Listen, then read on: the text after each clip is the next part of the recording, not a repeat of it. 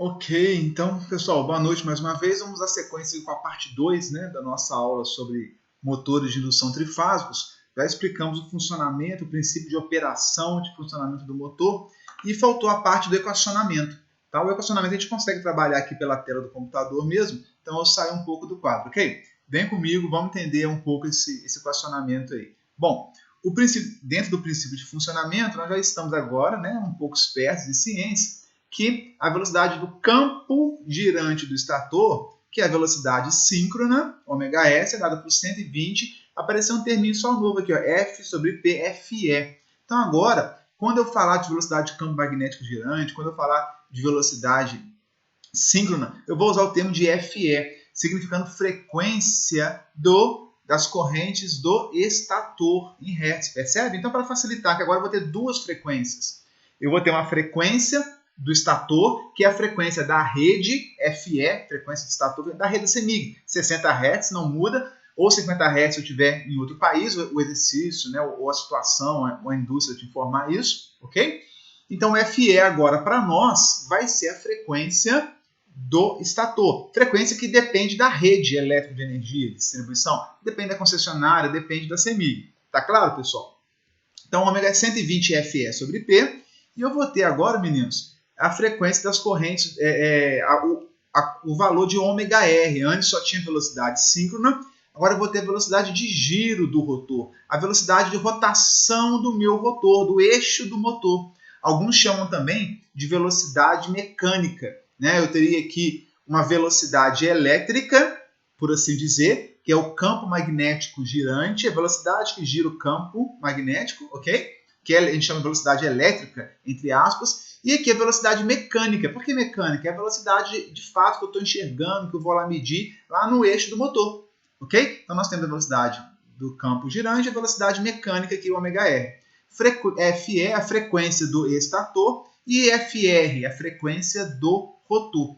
Muita atenção aqui, ó, para tudo, presta atenção que Fr não é a frequência do ômega-r, não é a frequência que está girando o meu rotor, não. O Fr é a frequência das correntes induzidas no rotor. Tem diferença. Claro que tudo é muito novo, vamos devagar, vamos tentar entender isso daqui, ok?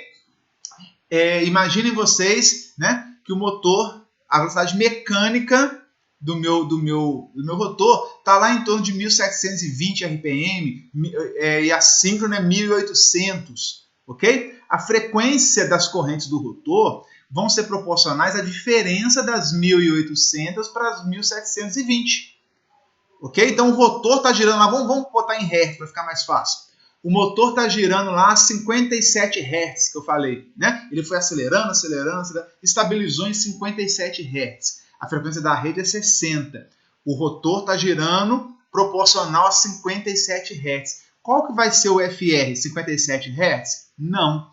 O Fr ele vai ser a diferença dos 60 para os 57. A frequência que vai ser induzida nas correntes do meu rotor são somente de 3 Hz. Consegue entender? São frequências, né, proporcionais a 3 Hz. Por quê? Essa indução é o quanto que a velocidade da rede está mais rápida que a velocidade do meu motor. Essa diferença, os dois estão girando, só que a rede vai estar um pouquinho mais rápida. A diferença da rede para o motor é que vai dar a indução, a variação do campo no tempo, a variação do fluxo no tempo. Ok? Então, o Fr aqui é a frequência das correntes induzidas no meu rotor, proporcional a 3 Hz, 4 Hz. Quando aumenta o escorregamento, aumenta a frequência dessa corrente induzida. Quando diminui o escorregamento, vai diminuir também a frequência da corrente induzida. Ok? E o escorregamento do motor, propriamente dito, a gente fala que é a diferença aqui, ó, do ômega-s para o ômega-r.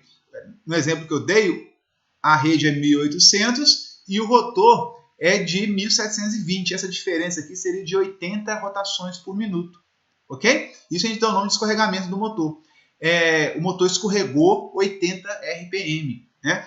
O Fr aqui, ó, a frequência induzida lá dentro do rotor, vai ser proporcional a esses 80 RPM, que é o escorregamento, a diferença de 1800 para 1720. Então, esse aqui é o conceito de escorregamento, é 120 vezes, não o Fe mais, o Fr, dividido pelo P. Essa equação aqui a gente nem usa tanto, a gente pode usar outras que são mais interessantes, porque a gente trabalha com aquele escorregamento puro, a gente trabalha com escorregamento relativo ou percentual do motor. São dados que nos dizem mais, assim, o motor escorregou 80 RPM, mas 80 RPM em 1800 é um percentual. 80 RPM em 3.600 RPM, se for a nominal do motor, é outro percentual. Né? Então, falar em RPM, falar em escorregamento, né, simplesmente em RPM, não diz muita coisa para nós. O ideal é falar de escorregamento relativo ou percentual. O que é isso? Vou fazer a mesma conta, velocidade síncrona, menos velocidade do rotor, e vou dividir aqui, ó, pela velocidade síncrona. Agora sim vou ter um escorregamento que vai me dar, ainda não está em percentual, porque para ficar em percentual tem que multiplicar aqui por 100, né? Mas vai me dar 0,08, esse valor aqui, por exemplo. Esse 0,08 significa 8% na hora que eu multiplicar por 100%. Então eu sei que o motor, né, escorregou 0,05, que vai ser 5%.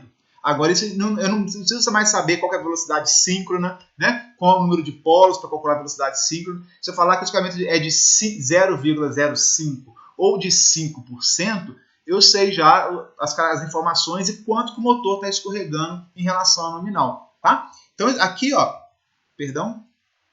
Aqui, pessoal, nós temos o escorregamento que a gente fala relativo e aqui o percentual. Tá? O percentual que é o S com esse símbolo de porcentagem aqui, que basta pegar o escorregamento relativo e multiplicar por 100%. Eu vou ter um escorregamento percentual. O que mais a gente trabalha é o escorregamento percentual. Fala assim, escorregamento de 8%, 5%, 3% quando se está vazio, tá? E por aí vai, beleza?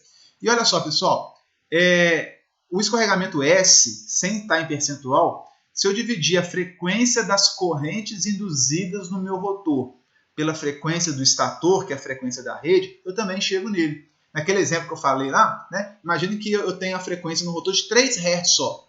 O rotor está girando a 57, de modo que vai induzir nele 3, 60 menos 57, 3 Hz. Se eu pegar o 3 e dividir pelos meus 60, eu também vou ter esse escorregamento aqui, ó, essa equação. Joia? Daqui eu tiro, né, que o F, se eu isolar o FR, passar o FR multiplicando, só fiz isso, né, eu vou falar que a frequência das correntes induzidas no meu rotor vai ser o escorregamento vezes a frequência da rede. Por que isso aqui é útil? Eu quero saber, por exemplo, no meu motor, qual que é a frequência da corrente induzida lá naquele momento. Tá? E eu sei que o escorregamento é de 8%. Então, vou colocar aqui o S, ó.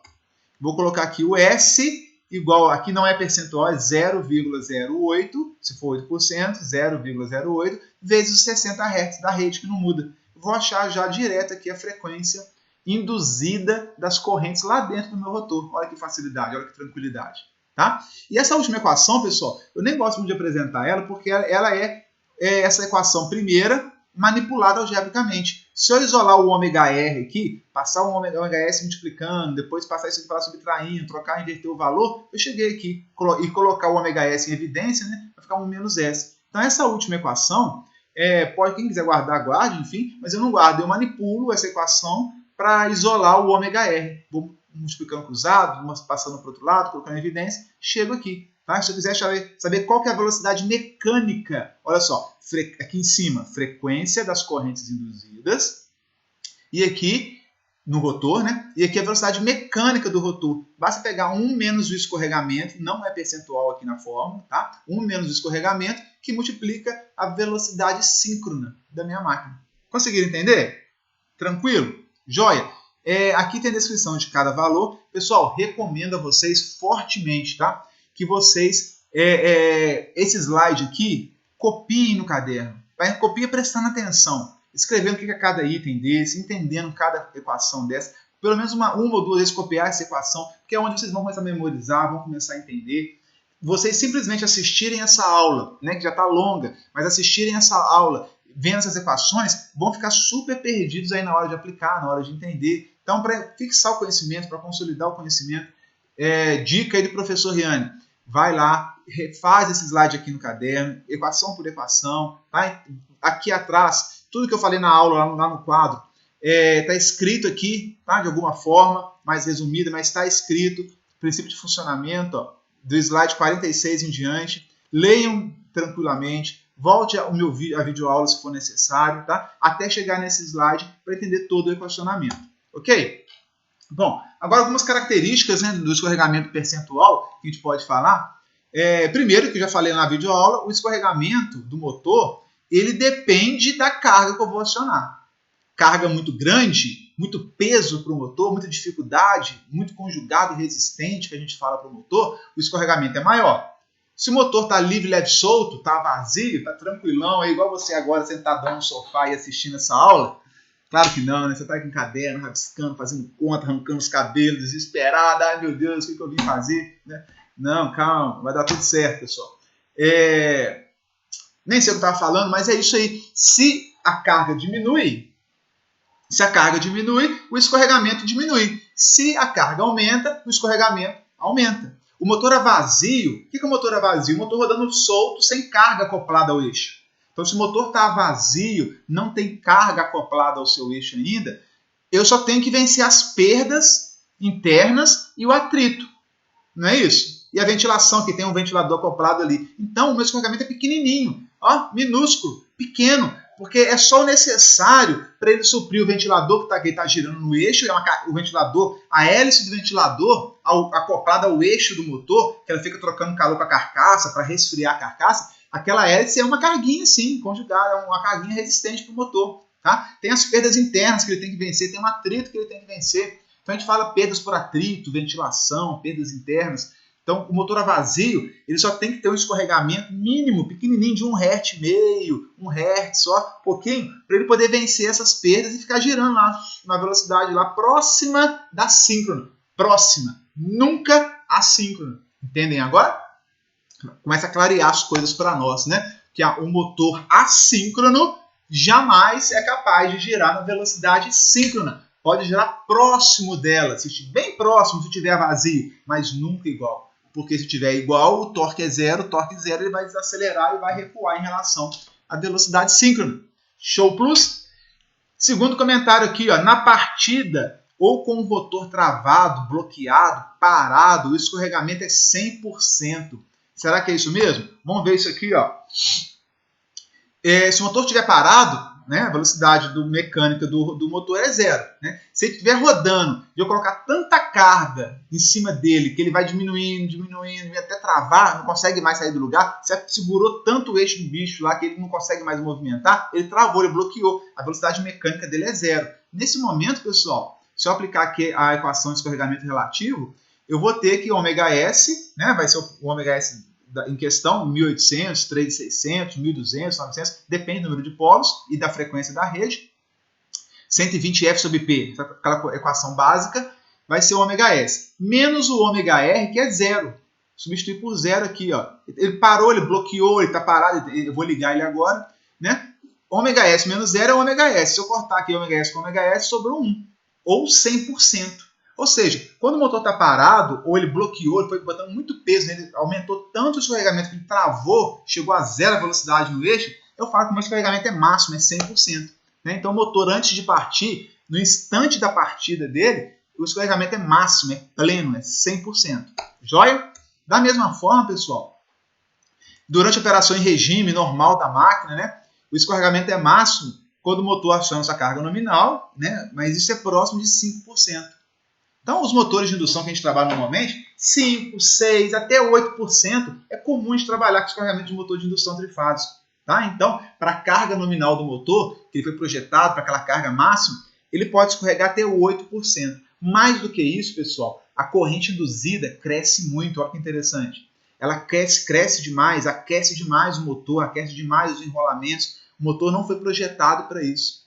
Tá? Então, se eu trabalhar com o motor na faixa de escorregamento de 16%, 10% para cima, 20%, 16%, tem muita carga no meu motor. Ele vai esquentar demais. Fatalmente ele vai romper o isolamento das bobinas, né, interno. Ele não vai suportar, a vida útil dele vai cair demais. Né? Então, no projeto da máquina, no projeto do motor, a gente define esse motor de meio cavalo e vai acionar lá meio cavalo de potência, né, ou 2 cavalos, 5 cavalos, não importa.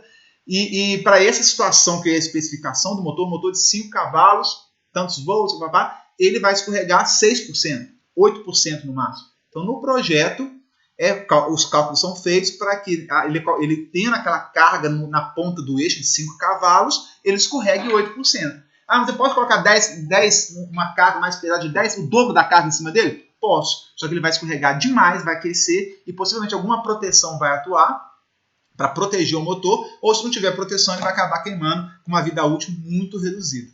Olha que bacana, esse mundo é muito bom, né? Assim, é muito bacana esse mundo de máquinas, de indústria, de entender como é que ele funciona. Como é que você vai avaliar que o motor está aquecendo, né? Se a carga aumentou, se você não sabe o princípio de funcionamento, não sabe avaliar a corrente, não sabe avaliar o escorregamento. Aquele escorregamento para muita gente inclusive técnico, tá, pessoal? A gente vê na área, o cara já ouviu falar de escorregamento, mas não tem a menor noção do que seja escorregamento. Né? Ele nem sabe o que significa 5%, 8%, 100%.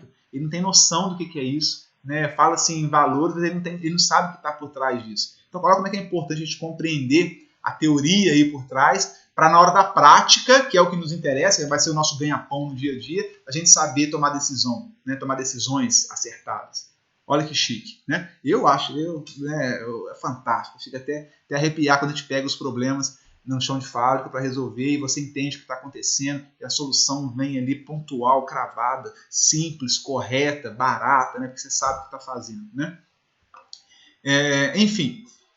E o escorregamento é mínimo, né?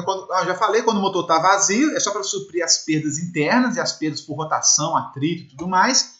E olha só, pessoal, uma segunda hipótese, olha para isso, imagina a hipótese agora, já vimos isso aqui de cima de 100%, né, quando o motor está parado. Imagina a hipótese agora, se o motor trabalhasse a velocidade mecânica fosse igual à velocidade do campo girante. Eu consegui igualar. Né? Deu uma ajuda, eu fui lá no filme aí de ficção, porque a gente sabe que não acontece nunca. É impossível matematicamente, fisicamente, né? Isso acontecesse. Matematicamente a gente vê que não pode. Ômega S menos ômega R. Se o ômega R for o próprio ômega S forem iguais, proporcionais a 60 Hz, no nosso caso, né? Ou a 1800 RPM, por exemplo, ficaria ômega S menos ômega S por ômega S. Essa parte aqui de cima deu zero. Zero dividido por qualquer número é zero. Né? Vezes 100%, 0%. Né? Então, olha só. Eu teria um escorregamento de 0%. Um escorregamento de 0% provoca uma indução de 0%, provoca um torque de zero, que não vai fazer o motor girar coisa nenhuma, ele vai desacelerar e vai cair num ponto de escorregamento em torno de 5% a 8%. Olha que bacana, olha que entendimento legal. Chique demais, não é? E agora, já tivemos muita informação para essa aula, para essa semana. Lembrando que a gente tem mais aulas do que teria normalmente, né, se fosse o período normal. Então eu peguei pesado essa semana com teoria e vou deixar esses exercícios para vocês tentarem desenrolar e desenvolver na casa de vocês, para forçar vocês aí a solução desse exercício. A gente corrige esses e vamos fazer outros mais na semana que vem.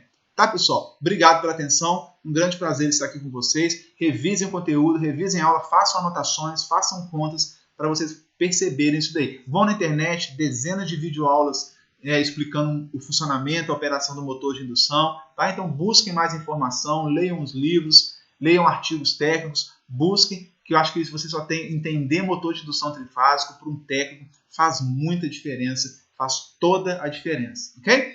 Obrigado por mais essa aula. Né? Não fiquem ligados, não esqueçam que existe o futuro e ele é elétrico, como diz a Voltimo, né, nesse ano de 2020. Muito obrigado, fiquem com Deus, pessoal.